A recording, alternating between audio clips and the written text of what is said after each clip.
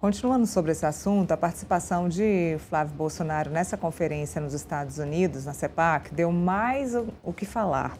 Isso porque o irmão dele, Eduardo, teria gravado um vídeo para enviar ao pai, Jair Bolsonaro, o que, em tese, descumpriria uma das medidas cautelares da prisão domiciliar.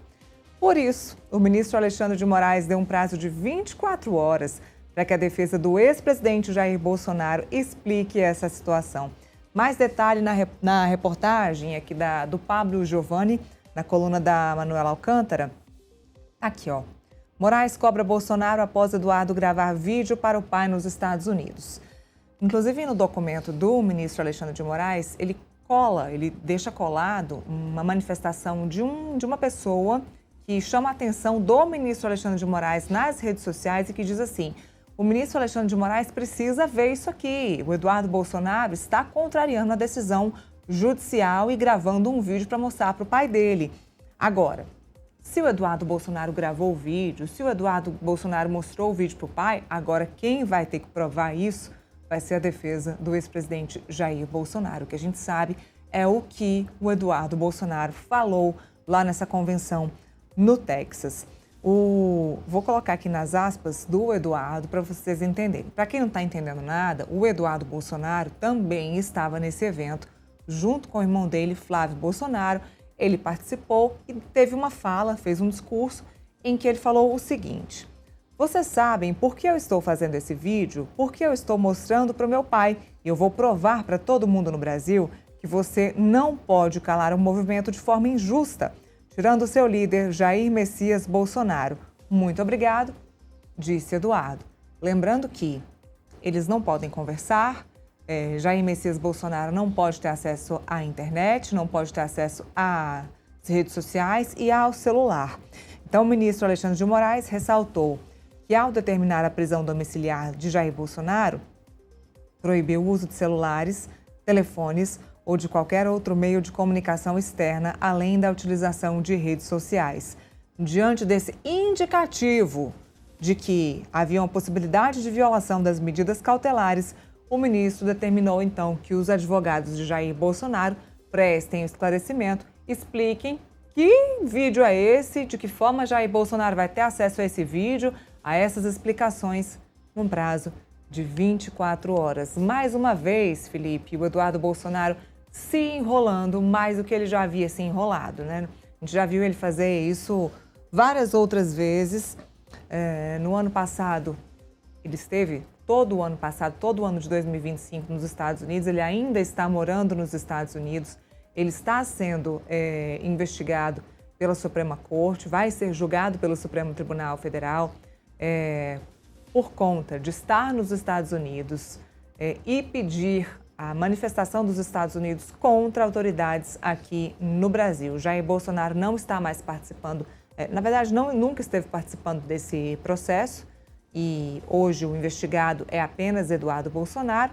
E Eduardo Bolsonaro acabou prejudicando ali em um certo momento o próprio pai e a própria campanha bolsonarista para a presidência da República, quando acabou colocando mais tributos, quando o presidente Donald Trump acabou super tributando o Brasil em 50%, por conta aí das manifestações do próprio Eduardo Bolsonaro. Acabou complicando bastante a vida do bolsonarismo aqui no Brasil, que elevou muito, inclusive, a popularidade do presidente Lula à época. Ou seja, mais uma vez, Eduardo Bolsonaro metendo os pés pelas mãos, complicando a vida do pai, que acabou de conseguir uma medida para a prisão domiciliar, que ele tanto queria, que foi tão complicada para conseguir. Agora é o prazo de 24 horas, vamos ver como será a manifestação da defesa de Jair Bolsonaro.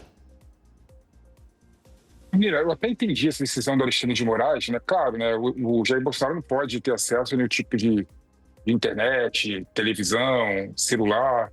Então, se tiver qualquer tipo de indício de que ele estaria assistindo, né, esse vídeo do Bolsonaro pela internet, pelo celular de alguém, estaria supostamente, né, violando, né, as medidas restritivas que o Alexandre de Moraes deu, né, para conceder a prisão domiciliar humanitária. Mas também eu acho também que o Alexandre de Moraes peca pelo preciosismo, né? Sim. Eu mais entendo como recurso retórico. Sim. do Eduardo Bolsonaro, né? Então, eu falei esse vídeo pro meu pai, né? Do que efetivamente ele querendo que o pai tenha acesso à internet, tenha acesso a algum celular para poder ver o vídeo, né? Então, muito mais, na minha opinião, um joguinho de esconde-esconde entre o Eduardo Bolsonaro e o Alexandre de Moraes, né? Os dois gostam disso, né? Os dois gostam de ser na corda um com o outro, né? Do que mais uma questão efetiva que possa colocar em xeque, né? E possa mudar e alterar a decisão do Alexandre de Moraes em relação à prisão domiciliar humanitária. Então, acho que é o preciosismo do Alexandre de Moraes, mas também, né, a família de Bolsonaro tem que cercar de todas as cautelas para não prejudicar o pai, né? Porque, em última análise, o maior prejudicado em relação a esse tipo de postura, né, de querer dar amostra, querer mostrar que o pai estaria vendo algum vídeo dos filhos, o maior prejudicado é o próprio ex-presidente Jair Bolsonaro. E o Alexandre de Moraes, na minha opinião, tem que se preocupar com questões mais profundas relacionadas ao Supremo Tribunal Federal, né? É um absurdo, Neila, o STF, um juiz do STF, um ministro do STF, ser, né, quem cuida da execução da pena. Ele podia muito bem delegar essa questão para um juiz da primeira instância para acompanhar, né, a execução da pena do Jair Bolsonaro de uma forma muito mais próxima, né, muito mais efetiva, e deixar, né, o STF, Alexandre de Moraes, um processo importante, até porque o Supremo Tribunal Federal ele lida com um processo importante da nossa República, né, relacionado com a nossa Constituição. Então, eu vejo por esses dois lados, né, um preciosismo do Alexandre de Moraes e também um tensionamento do Eduardo Bolsonaro em relação ao próprio ministro Alexandre de Moraes. Mas eu concordo plenamente, não precisava de uma decisão como essa. O ministro Alexandre de Moraes me parece que não tem mais o que fazer dentro de um Supremo Tribunal Federal, de um judiciário abarrotado de ações para serem julgadas, inclusive no próprio Supremo Tribunal Federal. A última vez, inclusive, Felipe, que eu me lembro de falar em mutirão de ação no Supremo Tribunal Federal foi feita pelo ministro Luiz Fux. Eu, obviamente, não vou me lembrar desse número, mas era um número absurdo de ações. O ministro Luiz Fux tem essa boa mania de fazer esse mutirão e me assustei com o número de ações pendentes no Supremo Tribunal Federal. Acredito que o ministro Alexandre de Moraes também tenha esse número de ações altíssimas em seu gabinete e está preocupado aí com o Eduardo Bolsonaro falando em público que gravou o vídeo para mostrar para o pai. Então, realmente não tem mais o que fazer, podia muito bem terceirizar esse serviço, foi o que você disse, tá sem ter o que fazer no gabinete dele. Bom, falando ainda sobre o evento, porque rendeu esse evento nos Estados Unidos, estão me lembrando aqui que tem a sonora do Eduardo Bolsonaro, o que ele disse. Vamos colocar então o que disse o Eduardo Bolsonaro. Ladies and gentlemen, this is the battle for Brazil's future. Please welcome former Brazilian congressman in exile, the Honorable Eduardo Bolsonaro.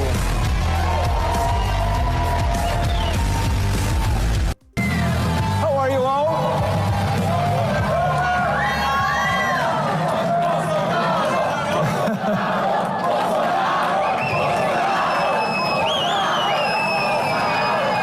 Do you know why I'm doing this video? Because I'm showing to my father, and I'm going to prove to everybody in Brazil that you cannot shut down a movement by jailing unfairly the leader of this movement, Jair Messias Bolsonaro. Thank you very much. And ladies and gentlemen, to prove what I'm talking here, please, a very warm welcome to the next president of Brazil, Senator and my brother, Flávio Bolsonaro.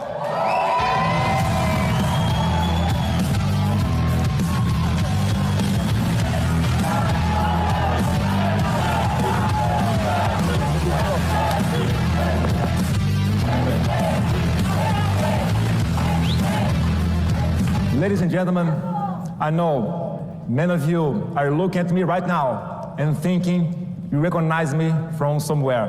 You're probably thinking of my father, former president of Brazil, Jair Bolsonaro. Here he is with Donald Trump at the White House in 2019. They called him the Trump of the tropics because he was loved by the people and cared their values without mincing words.